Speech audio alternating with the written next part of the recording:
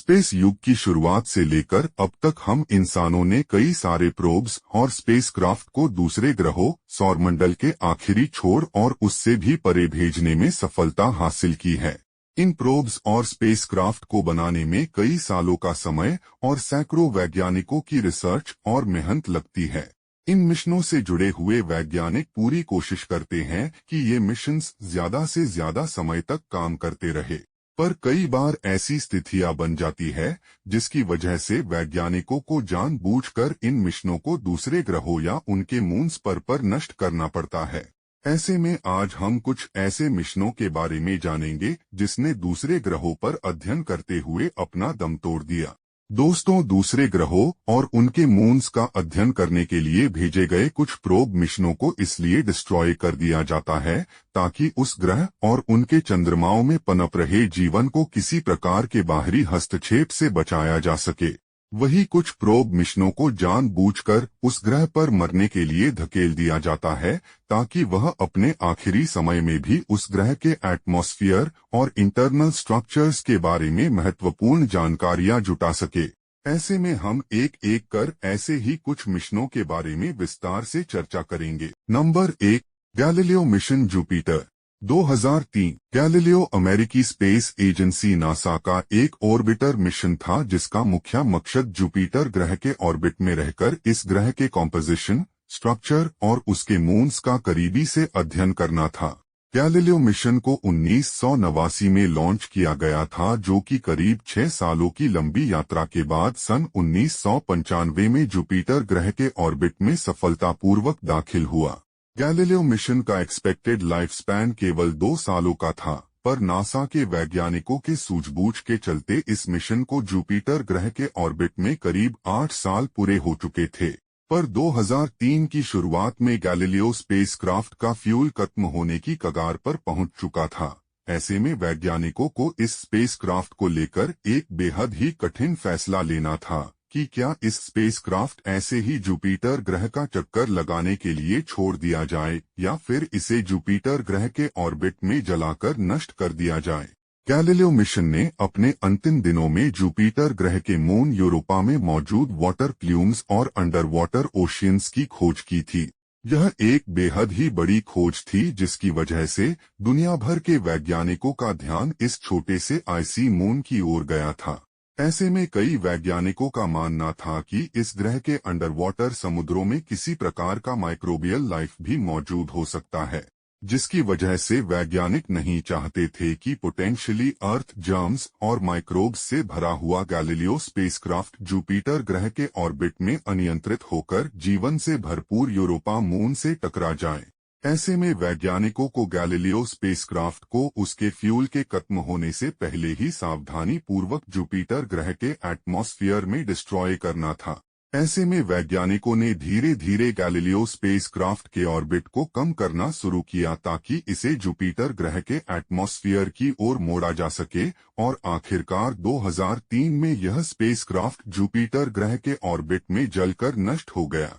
पर अपने अंतिम दौर में भी इसने जुपिटर ग्रह के एटमॉस्फेयर में गोता लगाते हुए उसके मैग्नेटिक फील्ड, रेडिएशन बेल्ट और चार्ज्ड पार्टिकल्स से जुड़ी हुई कई महत्वपूर्ण जानकारियां जुटाई। Number 2, messenger hits mercury. 2015 mercury planet हमारे सौरमंडल का सबसे छोटा और सूरज से सबसे समीप मौजूद ग्रह है। अभी तक मानव इतिहास में केवल 3 ही स्पेस मिशंस है जो कि इस ग्रह के फ्लाईबाय को अंजाम दे पाए हैं। नासा का मैसेंजर यानी कि mercury surface, space environment, geochemistry and ranging mission इस ग्रह को ऑर्बिट में रहकर इसका अध्ययन करने वाला पहला मिशन था। इस मिशन का मुख्य मकसद मरकरी ग्रह के जियोलॉजी, मैग्नेटिक और केमिकल कॉम्पोजिशन का करीबी से अध्ययन करना था। इस मिशन को अगस्त 2004 में लॉन्च किया गया था। धरती के एक, वीनूस ग्रह के 2 और मरकरी ग्रह के 3 फ्लाईबाइज को अंजाम देने के बाद यह मार्च 2011 में मरकरी ग्रह के एक स्टेबल ऑर्बिट में दाखिल हुआ। यह मिशन मरकरी ग्रह के ऑर्बिट में रहकर करीब 4 सालों तक इसके जियोलॉजी, सरफेस, कॉम्पोजिशन और मैग्नेटिक फील्ड का अध्ययन करता रहा। पर 2014 अंत में इस मिशन से जुड़े हुए वैज्ञानिकों ने अपडेट दिया कि अब यह मिशन अपने अंतिम दौर में पहुंच चुका है। आने वाले कुछ महीनों में इसका फ्यूल पूरी तरह खत्म हो जाएगा और यह मरकरी ग्रह के सरफेस से टकराकर नष्ट हो जाएगा। आखिरकार 30 अप्रैल 2015 को मैसेंजर स्पेसक्राफ्ट का फ्यूल खत्म हो गया और यह करीब 14,000 किलोमीटर प्रति घंटे की स्पीड से मरकरी ग्रह के सरफेस से जा टकराया। इस टक्कर की वजह से मरकरी ग्रह के सरफेस पर एक विशालकाय क्रेटर भी बन गया, पर सूरज के बेहद ही पास मौजूद होने की वजह से वैज्ञानिक धरती पर मौजूद टेलीस्कोप्स की मदद से इस इम्पैक्ट और क्रेटर का अध्ययन कर पाने में नाकाम रहे। पर वैज्ञानिकों को उम्मीद है कि 2018 में लॉन्च किया गया बीपीकोलंबो मिशन, जो कि 2025 में इस ग्रह के ऑर्बिट में पहुंचेगा, वह इस इम्पैक्ट क्रेटर और उसके सरफेस का करीबी से अध्ययन कर सकता है। Number 3, Cassini hits Saturn. 2017 Cassini mission को अमेरिकी space agency NASA, European space agency ESA और इटालियन स्पेस एजेंसी के जॉइंट कोलैबोरेशन के अंतर्गत बनाया गया था। इस मिशन का मुख्य उद्देश्य शनि ग्रह को ऑर्बिट करते हुए उसके रिंग्स, जियोलॉजी, कॉम्पोजिशन और उसके मून्स का करीबी से अध्ययन करना था। कैसिनी मिशन को उसके हाइजेंस प्रोब के साथ 1997 में लॉन्च किया गया था। करीब 7 सालों की लंबी यात्रा और कई सारे ग्रेविटी असिट्स के बाद यह स्पेसक्राफ्ट 2004 में शनि ग्रह के ऑर्बिट में सफलतापूर्वक दाखिल हुआ। यह मिशन करीब 13 सालों तक शनि ग्रह और उसके मून्स का अध्ययन करता रहा, जिस दौरान इसने शनि ग्रह और जीवन से भरपूर इसके मून्स से जुड़ी कई महत्वपूर्ण खोजी की, जिसमें इसके मून टाइटन पर मौजूद हाइड्रोकार्बन लेक्स और एनसेलेडस में खोजा गया वाटर प्लूम्स व अंडर वाटर ओशन प्रमुख है। पर 2017 के अंत में वैज्ञानिकों को यह आभास हो गया था कि अब यह मिशन अपने अंतिम दौर में है और इसमें केवल कुछ महीनों का ही फ्यूल बचा हुआ है। ऐसे में वैज्ञानिकों को एक बेहद ही कठिन फैसला लेना था। जैसे कि हमें पता है कि कैसिनी स्पेसक्राफ्ट न्यूक्लियर एनर्जी से पावर्ड था।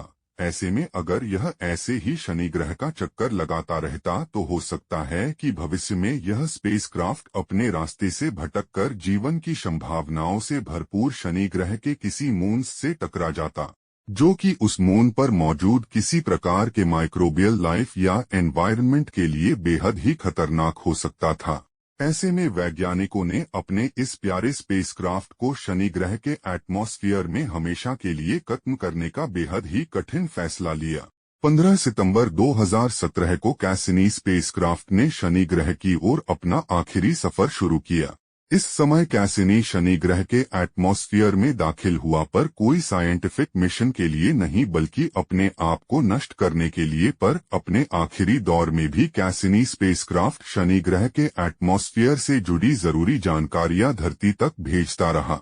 पर आखिरकार इसका एंटेना भी नष्ट हो गया और पूरा स्पेसक्राफ्ट जलकर शनि ग्रह के एटमॉस्फेयर में समा गया, बिल्कुल धरती पर होने वाले मीटियोर शावर की तरह।